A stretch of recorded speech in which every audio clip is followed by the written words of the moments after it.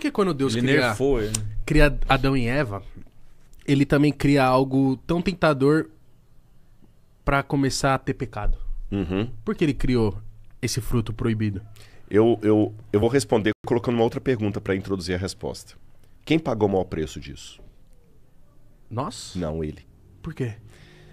Quando Deus criou os seres humanos, ele criou seres humanos livres.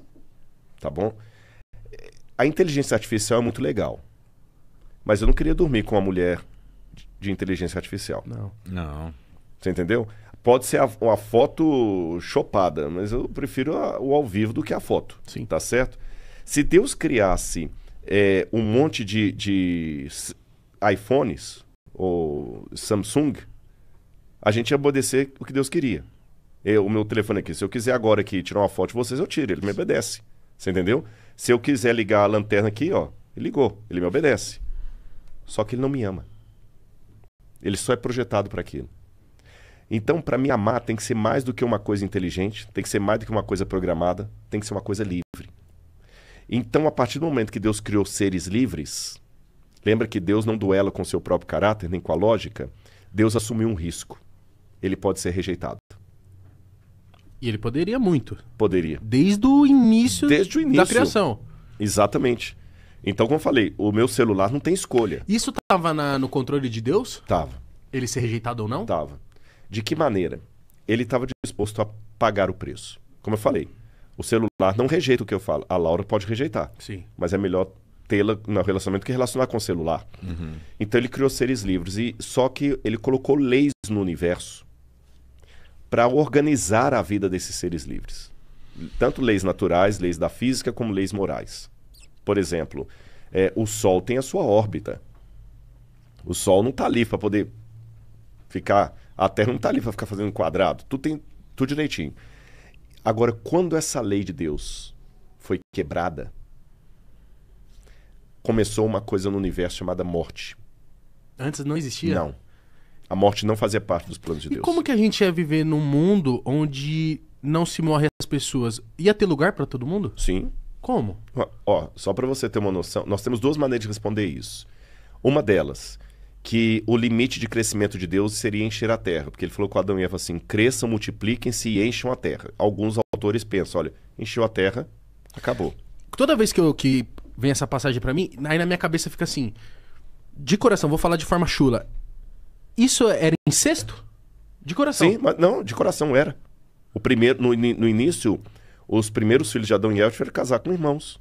Porque tinha Adão e Eva. E deles dois, o mundo. Tem que ter um casamento incestuoso aí. Na verdade, o incesto se tornou problemático com o tempo, por isso Deus proibiu.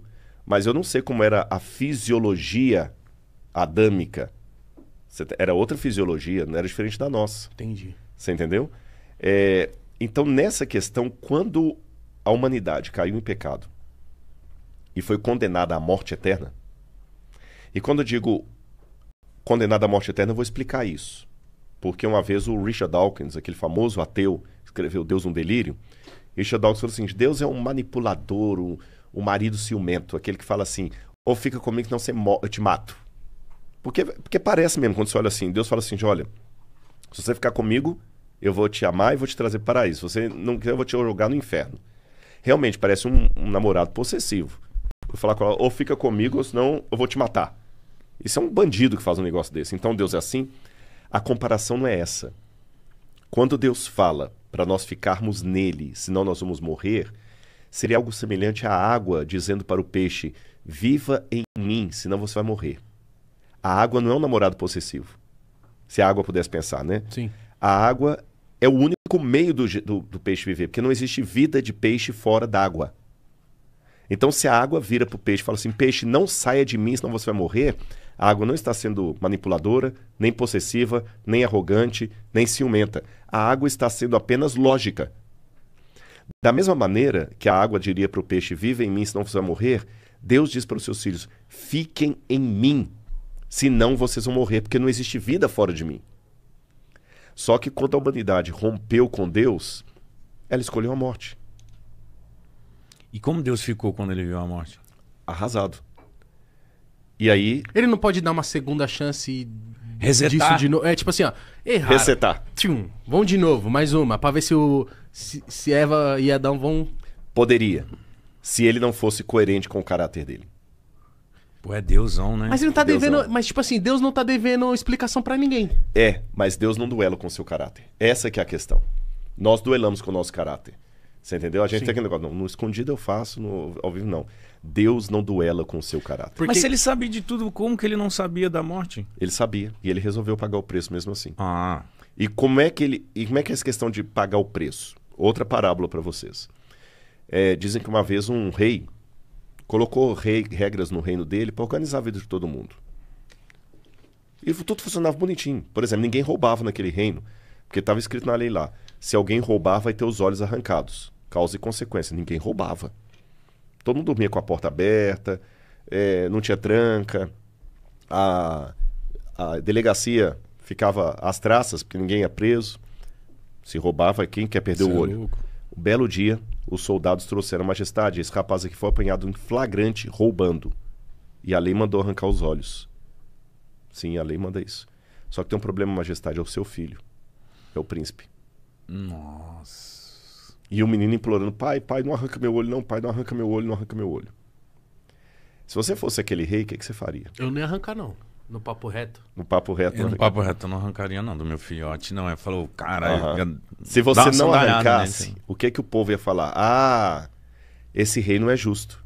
Se fosse o filho da lavadeira, ele arrancava. Mas como é o filhinho dele, e ele também não ia dar dando exemplo nenhum pro filho. Eu sou muito suave, acho que eu não ia arrancar o O olho que de que ele ninguém, não. fez? Ele arrancou? Não. Ele podia mudar a lei também, né? Mas não, também não dá certo. Se ele também arrancasse, também ia dar problema. Porque se ele arrancar fazendo esse rei não teve misericórdia nem do filho dele, quanto mais de nós. Que rei tirano. Então ele não podia arrancar e não podia não arrancar. Palavra de rei não volta atrás. Sabe o que ele falou? Palavra de rei não volta atrás. São 2 olhos que a lei requer. São 2 olhos que a lei terá. Os dele. Arranquem os meus olhos e deixe meu filho vivo. Por que ele fez isso? Por amor. Ele conjugou o amor divino com a posição soberana de monarca. Deus fez a mesma coisa. O ser humano precisa de perdão, ele terá o perdão. Mas para perdoar a humanidade, alguém tem que enfrentar a morte eterna.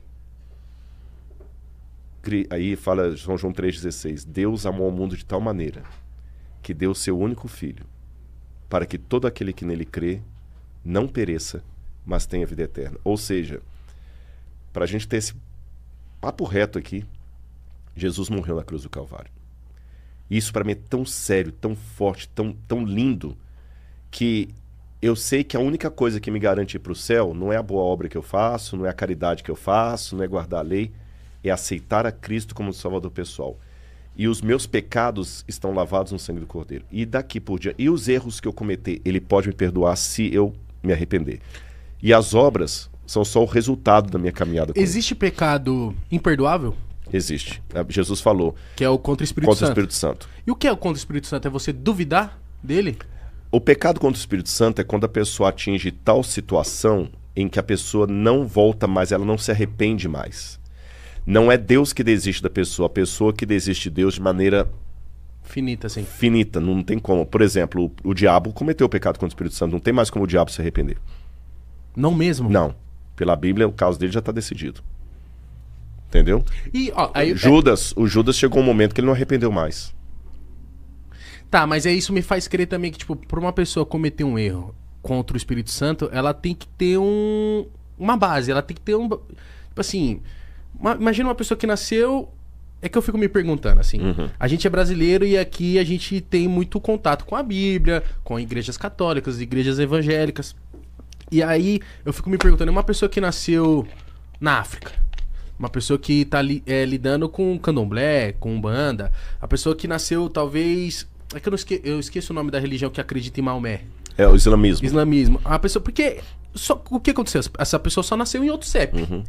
Entendeu? E aí a Bíblia talvez não foi apresentada pra essa pessoa. Essa pessoa, ela não vai pro céu. Essa pessoa, ela não vai viver a vida eterna por conta que ela não teve contato a isso. A gente é tão privilegiado assim e eles não prestam? O que acontece? dependendo de quem você estiver entrevistando aqui, ele vai falar, não teve o evangelho, não vai ter. Eu não penso assim, Eu também com não base penso na assim. Bíblia, tá bom? Eu entendo assim, Deus teve o povo dele, que é o povo de Israel. Não eram todos os povos que eram povos de Deus. Era Israel. Eles que iam dar o Messias ao mundo. E depois do judaísmo veio o cristianismo. Ponto. Isso é o que está na Bíblia. Estou falando de acordo com a Bíblia. Porém, a própria Bíblia mostra, fora desse povo eleito de Deus, pessoas sinceras a Deus que demonstravam mais fidelidade a Deus do que muitos judeus. Vou dar alguns exemplos rápidos.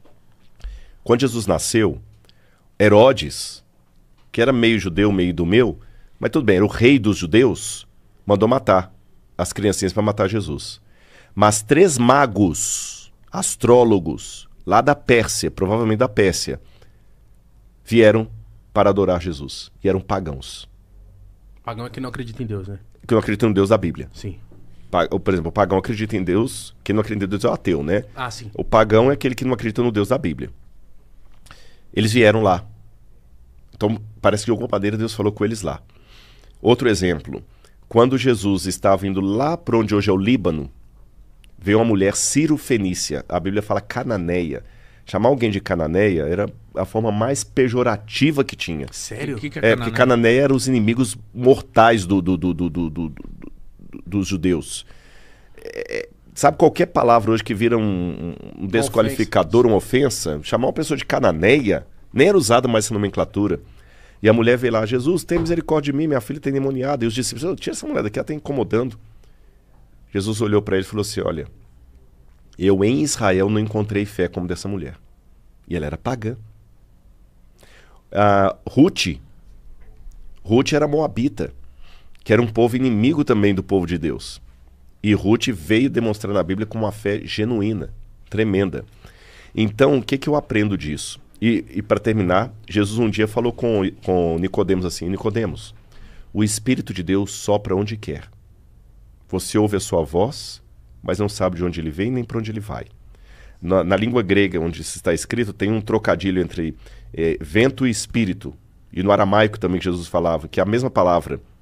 Como se eu falasse assim, o espírito espireteia onde quer. Sim. Você não sabe de onde vem nem para onde que ele vai. E para finalizar, Jesus também falou para os apóstolos assim, eu tenho outras ovelhas que não são desse aprisco. A mim me convém conduzi-las, mas chegará o dia em que haverá um só rebanho, um só pastor. Com esses elementos bíblicos que eu apresentei, o que eu posso responder para você? Deus vai julgar as pessoas de acordo com a sinceridade dele em relação ao grau de revelação que ele recebeu. Aí eu vou me surpreender com uma coisa. Porque às vezes, vamos pensar, você colocou aí o índio, vamos pensar o índio lá na Amazônia, adorando o Tupã. A única coisa que ele sabe de Deus é que ele chama Deus de Tupã, fica adorando os espíritos da natureza ali e tudo mais. Só isso que ele sabe. Mas ele está sendo fiel àquilo ali. Ele está amando o seu semelhante lá na tribo. Ele não tá fazendo mal a ninguém. Não está fazendo mal a ninguém. E eu aqui, Rodrigo,